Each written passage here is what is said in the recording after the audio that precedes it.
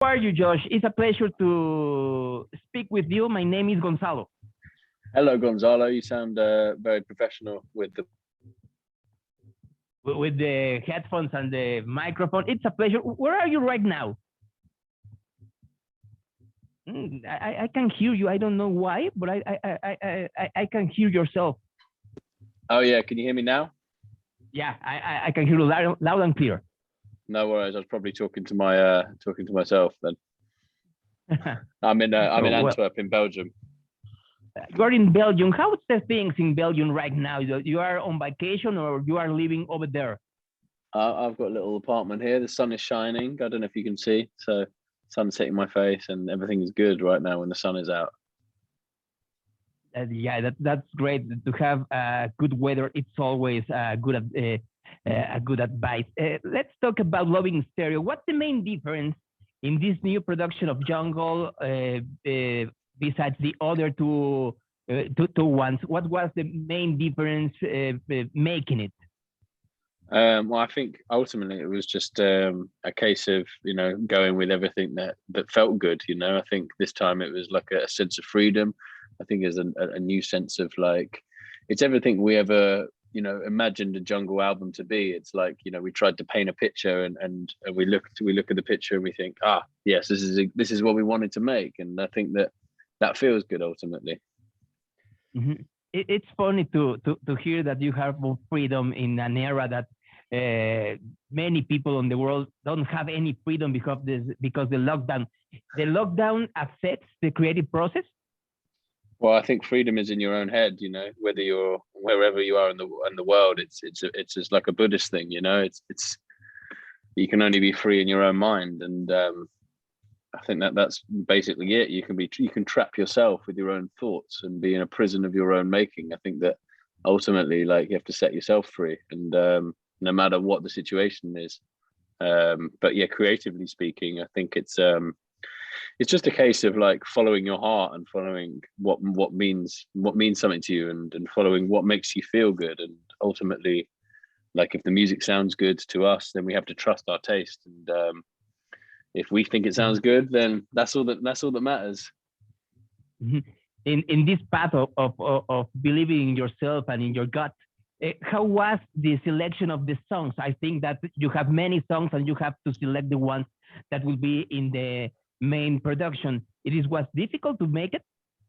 Yeah, I think over the kind of course of the time of making it, we made a lot of music, and we made like 400 different kind of ideas, and some of them are like 10 seconds long, some of them are songs, some of them are like just a voice note. They're all different, and at some point you've got to go, right, we're going to finish this thing, and like, let's put it to bed. And we just go through the songs and we basically play them and go, do I like it? Does it make me feel good? Can I play it to somebody and be like, yo, this is it?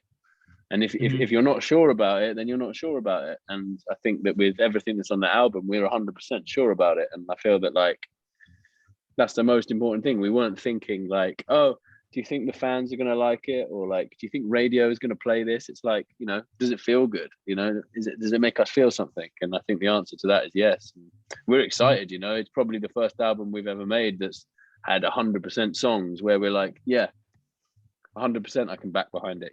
I think some other albums you have fillers and you have like 3 great tracks or 5 great tracks, and the rest is like, well, this makes an album. With this album, I think it's just back to back, like, yeah.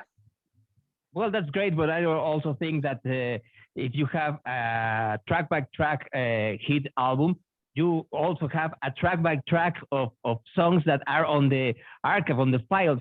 If those songs will get to light any longer, do we like to see it like a side B or something like that? Yeah, I think it's a weird one. I think some of those ideas may be used at some point.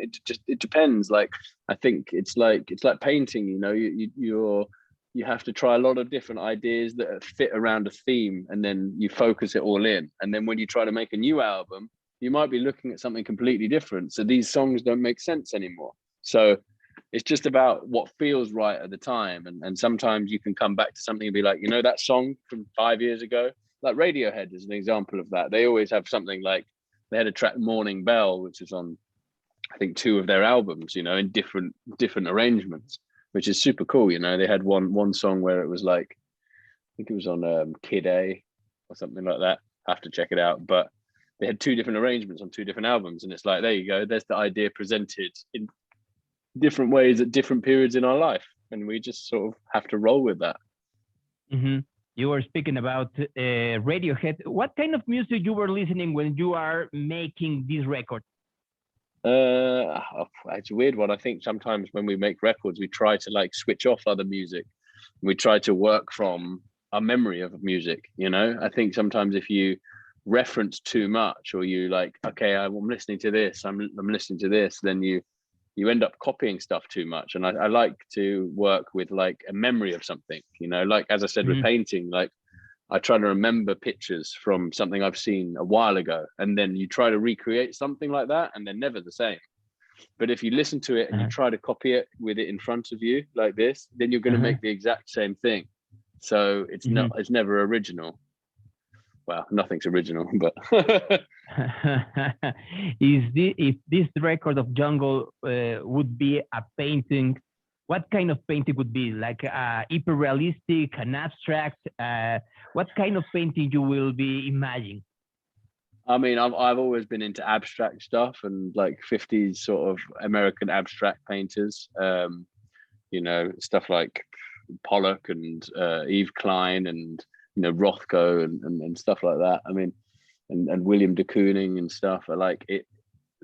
In my head, it's abstract. It's like, it's an expressive piece, you know. It obviously the songs have structure, but you know, it's expressive. It's like a paint swipe, you know, rather than like, this is a perfect drawing of Big Ben or something, you know. It's just like, it's a sweep, you know, like a flick. So it makes me think of Pollock. So maybe you have to immerse in all the record to understand it, but also to get a lesson for you, if you are a listener also.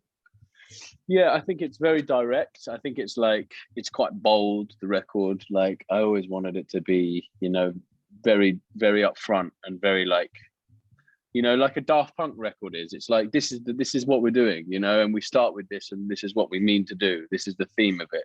Each and every song has a distinct place, and that's what we're trying to present. You know, I think it's quite hard to get things to sound very like focused, and to get your point across within music is always a difficult thing. But if you can manage it and get a concise flow across, then you know, it's always a good thing.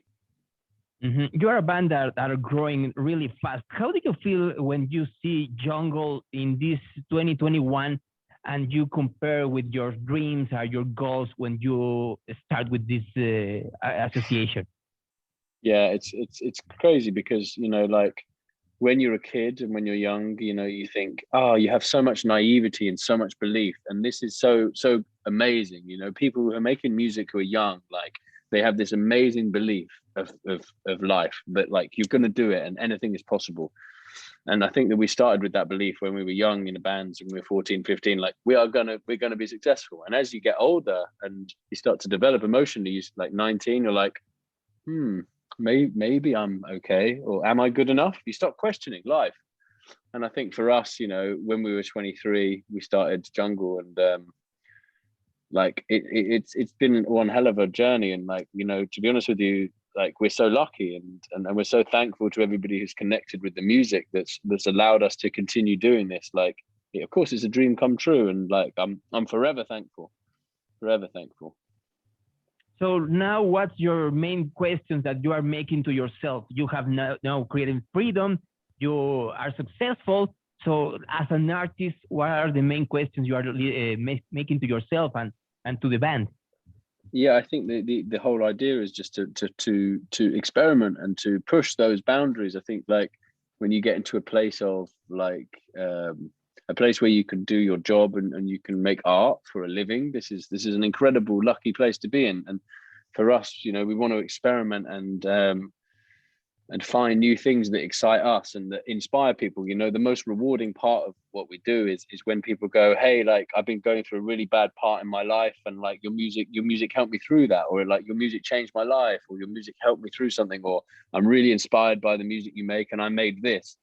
you know, because ultimately it's a cycle of inspiration and creation, and we're all in that together. That's like a mesh, like we all are borrowing ideas and giving energy to each other. So I think that, like, as long as we're a proactive part of that, I mean, ultimately we've all got to try and save the planet at some point and get onto that job. I can't wait till we all go, okay, let's quit our jobs and now we're going to focus on climate change. Let's stop Quite chasing difficult money to and start chasing the planet. Yeah, that's capitalism. I am seeing that the festivals are reactivating all around the world. How do you see yourself in a festival in this 2021? Do you see Jungle getting active in this year, or you will be waiting to the next year? 100%. 2021, I think. No, 22, I think, is actually more realistic. I think, I thought you meant 22, but 21 for us, we've got a few shows in the UK and then a bit of an American tour. And then hopefully all that goes ahead. Like, I think the world is slowly getting its grip on everything, and, you know, we'll find a way to make it happen. And then next year, you know, hopefully we'll be in Mexico at some point, and, you know, a whole load of festivals worldwide. You know, I just think there's going to be a few restrictions on that for everybody. So it's just, you know, wear your mask, do all that stuff. It will be great to see you again in Mexico. I interviewed you the last time you were here in this country, and I remember you were amazed about the response of the audience. So I will think that the next time you will be here in Mexico, it will be greater. For sure. I think, as I was saying to Sergio earlier, it's you know, Mexico is up there. It's the most. It's our favorite country. It's where the fans relate to it the most. You know, the Mexican fans are the best fans in the world. You know, some people go, well, our Japanese fans are crazy. You know, but for us, it's Mexico, and Mexico is where Jungle lives forever. You know, I think it's more than any other country, and we're really happy and proud about that, and we love it there, and we love the support of the Mexican people. And, you know, if we could play every day in Mexico, we would.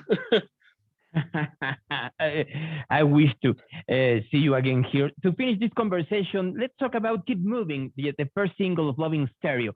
I think that many people are waiting for that, to move again and to get away of this horrible era. How do you think about the new movement around the world?